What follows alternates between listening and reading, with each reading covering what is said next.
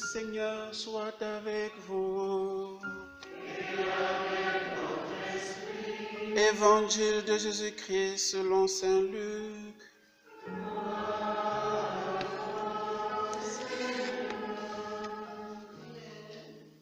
En ce temps-là, les 72 disciples que Jésus avait envoyés revinrent tout joyeux en disant: Seigneur, même les démons nous sont soumis en ton nom.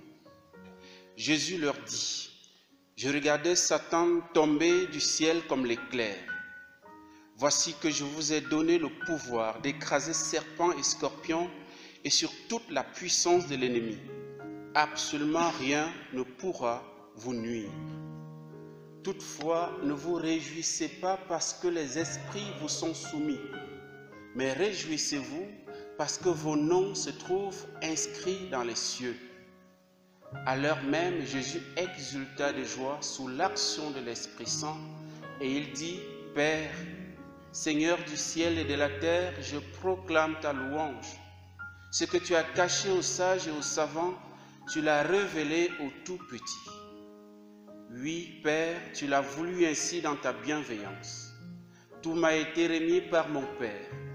Personne ne connaît qui est le Fils sinon le Père, et personne ne connaît qui est le Père sinon le Fils, et celui à qui le Fils veut le révéler. Puis il se tourna vers ses disciples et leur dit en particulier: Heureux les yeux qui voient ce que vous voyez, car je vous le déclare, beaucoup de prophètes et de rois ont voulu voir ce que vous-même vous voyez et ne l'ont pas vu, entendre ce que vous entendez et ne l'ont pas entendu. Acclamons la parole de Dieu. Louange à toi, Seigneur Jésus. Alléluia, alléluia. Louange à toi, Seigneur Jésus.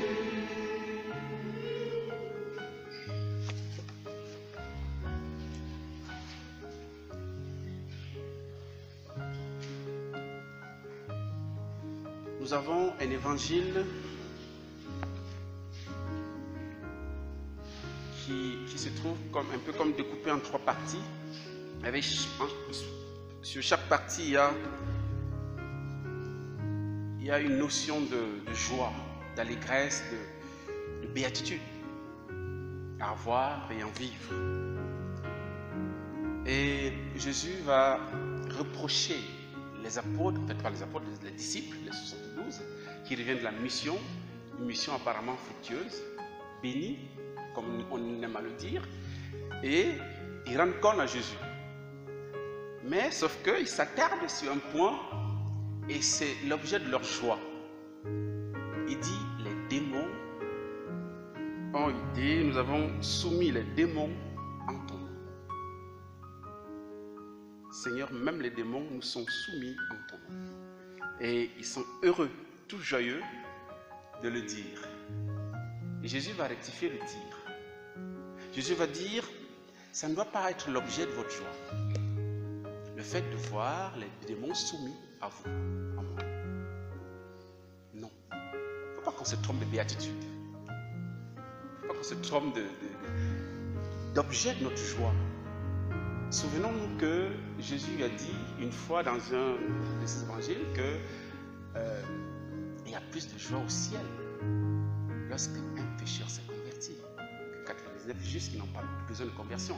Et donc Jésus dit: ben non, réjouissez-vous parce que vos noms sont inscrits dans les cieux.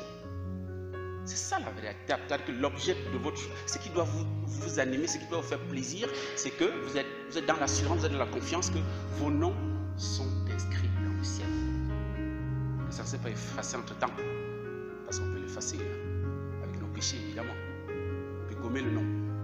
Et donc Jésus restitue, ça c'est la première béatitude de ce texte. Soyons heureux parce que nos noms sont inscrits dans le livre de vie. Et nous croyons que depuis le baptême, nos noms sont inscrits dans le livre de vie. Mais ce n'est pas, ça ne, j'ai envie de dire, ça ne demeure pas ainsi si nous n'apportons pas la preuve, ou bien alors si nous n'ajoutons pas à cette grâce notre engagement, notre volonté. désir de demeurer en intimité avec le Seigneur. Et c'est pourquoi, dans la deuxième partie du texte, Jésus exulte de joie. Et c'est même la Trinité qui exulte, n'est-ce pas, de joie, puisqu'il exulte de joie sous l'action de l'Esprit Saint et il proclame la louange du Père. C'est la Trinité qui est en joie parce que ce qu'il a caché aux sages et aux savants, il a révélé aux tout petits. Ce sont les tout petits qui ont leur nom, qui restent gravés dans le livre de vie au ciel. Et les tout petits, c'est qui? Nous fêtons aujourd'hui Sainte Faustine, qui est l'un de ces petits qui a accueilli la miséricorde de Dieu dans sa vie et qui s'est laissé transformer par elle et qui est devenu et qui en est devenu l'apôtre et la secrétaire. Et donc, elle, comme elle, nous pouvons nous aussi garder nos noms toujours inscrits au ciel, si et seulement si nous avons sans cesse recours à la miséricorde. Et faire recours à la miséricorde, ça veut dire que nous nous reconnaissons petits. Nous reconnaissons que nous sommes faibles, que nous sommes fragiles. Jésus disait à Sainte Faustine, donne-moi ce qui est à toi. Ce qui est propre à toi. Et ce qui est propre à toi, c'est ton péché. C'est ta misère.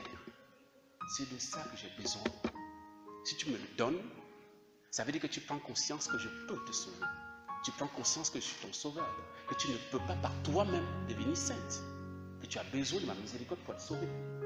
Et donc ce sont les petits qui peuvent, à qui Dieu peut révéler le mystère de son amour. Comme Sainte Thérèse, évidemment.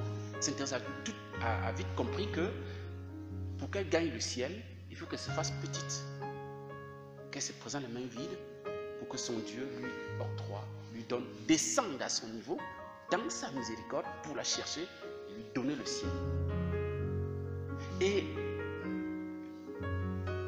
la troisième béatitude ici concerne ceux qui sont contemporains de Jésus. Et Jésus fait le lien entre eux et les prophètes et les rois du passé, qui ont été des prophètes de Jésus, qui ont annoncé le Messie, et mais qui n'ont pas eu la grâce de le voir, de l'entendre. Seul le tout dernier, qui s'appelle Jean le Baptiste, a eu la grâce d'annoncer et de voir le Messie. Il a même indiqué du doigt, voici l'agneau de Dieu qui enlève le péché du monde.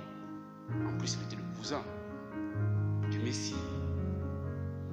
C'est le tout dernier. Sinon les autres, Jésus dit, heureux les yeux qui voient ce que vous voyez. Et entendez ce que vous entendez. Beaucoup ont voulu voir ce jour, ils ne l'ont pas vu. Frères et sœurs, aujourd'hui, nous avons aussi la grâce de cette triple béatitude. Non seulement nous entendons tous les jours, ou presque, la parole de Jésus, comme les 72 à l'époque de Jésus, les disciples à l'époque de Jésus, mais nous avons l'occasion de voir Jésus. Deuxième béatitude. Nous avons l'occasion, du moins, n'est-ce pas, dans l'Église catholique, nous avons la grâce de l'adoration du Saint-Sacrement que vous allez avoir cet après-midi. Vous aurez la grâce d'avoir Jésus en face de vous, que vous pouvez contempler, à qui vous pouvez parler, dialoguer de cœur à cœur. Et mieux encore, troisième béatitude que nous avons et que les contemporains de Jésus n'ont pas eu. Si oui, après sa mort et sa résurrection, c'est l'Eucharistie. Jésus se donne non seulement à entendre, à voir, mais à toucher et à manger. Ceci est mon corps. Prenez et mangez-en tous. Et nous avons la totale. Mais de quoi devons-nous faire encore? Nous avons toute la miséricorde avec nous. Nous consommons la miséricorde. Frères et sœurs, nous sommes en haut, comme on dit chez moi. Nous sommes en haut. Mais nous sommes au top. Parce que nous avons cette béatitude suprême que nous recevons. Celui qui est l'auteur de la grâce. Dieu lui-même, Jésus qui vient dans le pain et le vin et qui se donne lui-même. Et donc, Jésus peut se réjouir chaque fois Jésus ne peut pas être sans le Père et l'Esprit Saint. Donc c'est la Trinité qu'on reçoit, ce qu'on appelle en théologie l'inhabitation trinitaire. Lorsque nous sommes en présence, quand Dieu habite en nous, nous sommes comme le ciel sur terre, le ciel ambulant, le ciel itinérant. Réjouissons-nous, frères et sœurs, et demandons la grâce à Sainte Faustine en ce jour, à Sainte Thérèse, l'enfant Jésus, et à la Vierge Marie, la Mère de Miséricorde, de demeurer toujours des petits. C'est la condition pour toujours avoir la présence de la Trinité en nous. Demeurer des petits. Si on devient savant et sage, c'est foutu. C'est foutu. Lui, il s'en va. Demeurons des petits. Comme Faustina, comme Séraphine. Bon, ça ne veut pas dire de demeurer des petits en âge, mais dans le cœur. La jeunesse n'est pas un âge, mais c'est un état de cœur.